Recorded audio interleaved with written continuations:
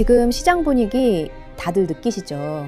진짜 말 그대로 피바다예요. 몇 달째 월봉이 계속 파랗게 찍히니까 개인 투자자분들은 거의 패닉 상태고요. 여기저기서 이제 코인 시즌 끝났다, 본격 하락장 시작이다, 이런 말들이 계속 나오고 있습니다. 근데 여러분, 겉으로 보이는 화면이 전부는 아니거든요. 오히려 지금 수면 아래에서는 완전히 다른 일이 벌어지고 있어요. 이 장면 사실 처음이 아닙니다. 2014년 기억하시는 분들은 아실 거예요. 그때도 5개월 연속 하락이 이어지면서 시장 내러티브가 완전히 죽어버렸어요. 사람들이 암호화폐 끝났다고 진짜로 믿기 시작하던 시기였죠. 그런데요, 바로 그 직후 암호화폐 역사상 가장 강력한 상승장이 시작됩니다. 2018년도 비슷했어요. 6개월 연속 하락 이후에 바닥에서 비트코인이 300% 이상 반등합니다. 이게 우연일까요? 저는 아니라고 봅니다. 이건 구조적인 메커니즘에 더 가까워요. 긴 하락장은 단순히 가격이 떨어지는 구간이 아니라 약한 손을 정리하는 과정입니다. 지친 개인 투자자들이 결국 포기하면서 물량을 던지게 되고요. 그 물량을 누가 가져가느냐? 떠들지 않는 자금, 장기 자본, 우리가 흔히 말하는 스마트 머니가 조용히 흡수합니다. 그리고 변동성이 바닥을 치고 유동성이 다시 들어오기 시작하는 순간 가격은 위로 튀는 게 아니라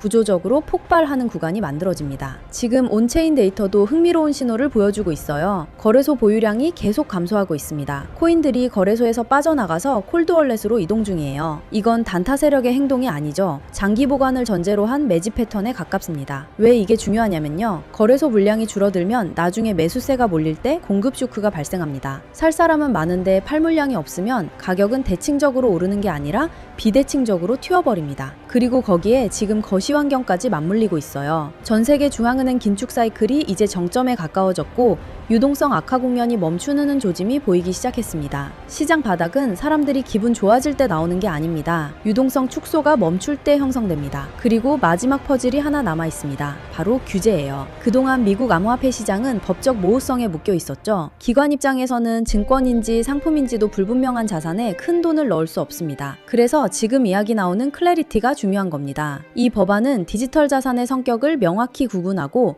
기관 투자에 대한 법적 틀을 만들어주는 역할을 하게 됩니다. 규제 명확화가 현실이 되는 흐름으로 가고 있어요. 기관 자금은 특징이 하나 있습니다. 떠들지 않습니다. 준비할 때 조용하고 집행도 조용합니다. 그리고 바로 그 지점에서 이제 XRP 이야기가 등장하게 됩니다. 지금 개미들 보면요, 하락장이네, 끝장이네 하면서 채팅창에서 매일 싸우고 있잖아요. 근데 월가 쪽은요, 완전 다른 그림이 그려지고 있어요. 이미 XRP랑 직접 연결된 기관용 상품들이 조용히 나오고 있고요. 실제 자금이 그 안으로 들어가고 있어요. 이게 그냥 나중에 살 수도 있다, 이런 희망 섞인 얘기가 아니에요. 규제 안에서 설계된 ETF 구조를 통해 현실 자금이 편입되는 흐름이 만들어지고 있는 거죠. 기관 자본은요, 모멘텀이 터진 다음에 쫓아가지 않아요. 이미 뉴스 다 나오고 사람들 환호할 때 들어오는 게 아니라 모멘텀이 살아나기 전, 가장 지루하고 가장 불신이 극에 달했을 때, 그때 조금씩 쌓아요. 그래서 지금 구간이 오히려 의미 있을 수 있어요. 캐나다에서도 XRP ETF가 나왔고요.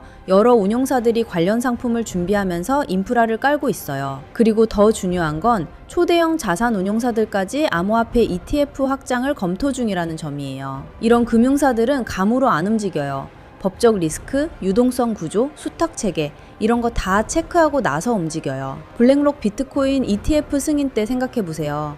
대중이 상황을 완전히 이해하기도 전에 기관 자금이 먼저 들어왔죠. 그 다음에 가격 구조가 위로 재편됐고요. 시장은 항상 준비된 자본의 속도로 움직여요. 다음 사이클은 예전처럼 개인들 묻지마 투기가 중심이 아닐 가능성이 커요.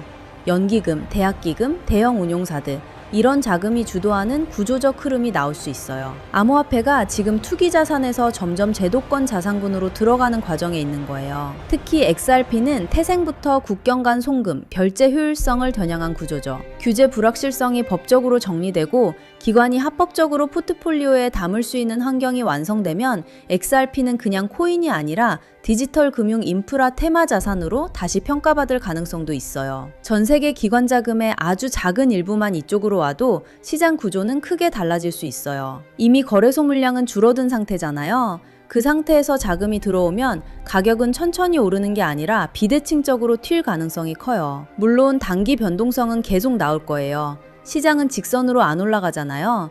조정도 오고 의심도 생기고 흔들림도 있어요. 근데 진짜 랠리는 항상 대중이 지쳐 있을 때 시작됐어요. 스마트 머니는 환호를 기다리지 않아요. 규제가 열리는 타이밍을 계산하고 합법적인 루트를 통해 조용히 포지션을 쌓아요. 지금 차트 파란불만 보고 감정에 휘둘려서 수면 아래에서 진행되는 구조 변화를 놓치는 일은 안 하셨으면 좋겠어요.